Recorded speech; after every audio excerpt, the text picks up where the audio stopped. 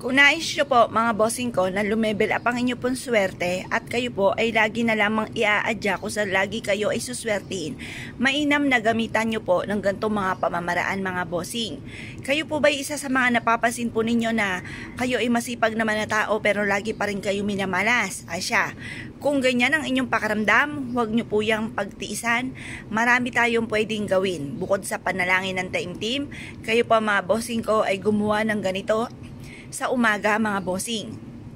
Kayo po ay kunin nyo ang barya sa inyo pong pitaka, sa inyo pong bag, at pagkatapos mga bossing ko ay kumuha ka ng isang butil na bawang.